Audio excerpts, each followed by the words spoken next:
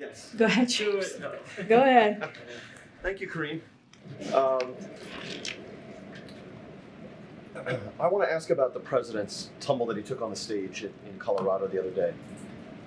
It's absolutely true that any one of us could trip over an object just happens to be in our path.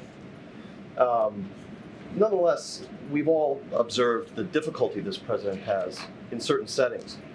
Steps are one of them. Of course, there was no sandbag in his path on the steps up Air Force One on any of those occasions. And I was struck particularly by the incident on May 19 in Hiroshima, where the president descended down a set of stone steps toward a shrine, at the bottom of which steps he was greeted by the Japanese Prime Minister.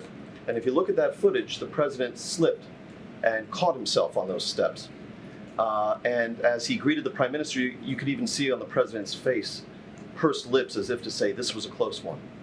And I know I watched that scene with my heart in my hands, because this was a set of stone steps, and even though there were handrails on either side, he was directed by his advance team, presumably, to descend at the middle of those steps, unaided by the handrails, the Japanese Prime Minister, an aide, or anything else.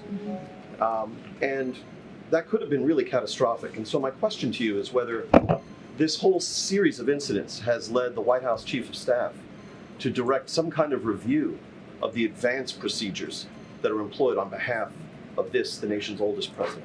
So let me say you've paid a lot of attention to that particular situation. I actually did not see that. I was with him in Hiroshima, so this is something that I was not aware of, so I can't speak to that particular moment.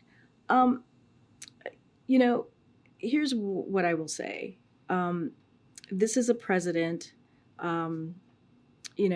that has had an incredibly impressive first 2 years. When you think about what he's been able to get done, when you think about the record historic pieces of legislation that are now into law. I just went into it with the different pieces of legislation that's actually going to make a difference and change Americans' lives, Americans who truly need it. And that's, I think, is what the American people are looking for. They're looking for someone that can actually deliver like the president has done.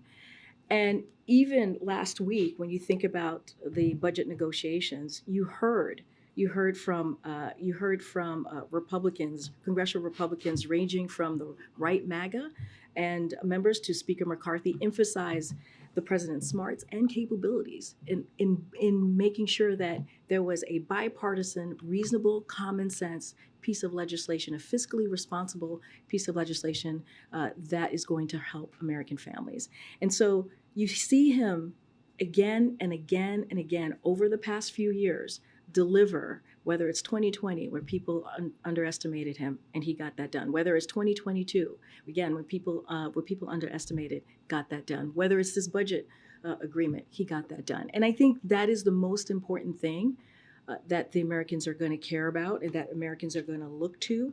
And so I will leave that there. Are looking at, I'm asking well, a specific question. Isn't that what it's important? As a reporter, don't you think it's important what Americans care about? But my question was... I'm just saying that is something that Americans want. Isn't that not true? That they have a leader that's going to deliver for them? Your proposition may or may not be true, but it's not responsive to my question. I think it's very true. You're asking... No, I know what your question is. You're asking me if we're going to change anything from here. If the Chief of Staff has asked for to change anything from here. And here's the thing. We are not. Things happen. Other presidents have had similar situations, as you know, and I'm sure you reported on the last president who's had a similar situation. And so look, things happen. This is a president that delivers and will continue to deliver for the American people, and that's what he cares about. I'll see you guys tomorrow. Thank you.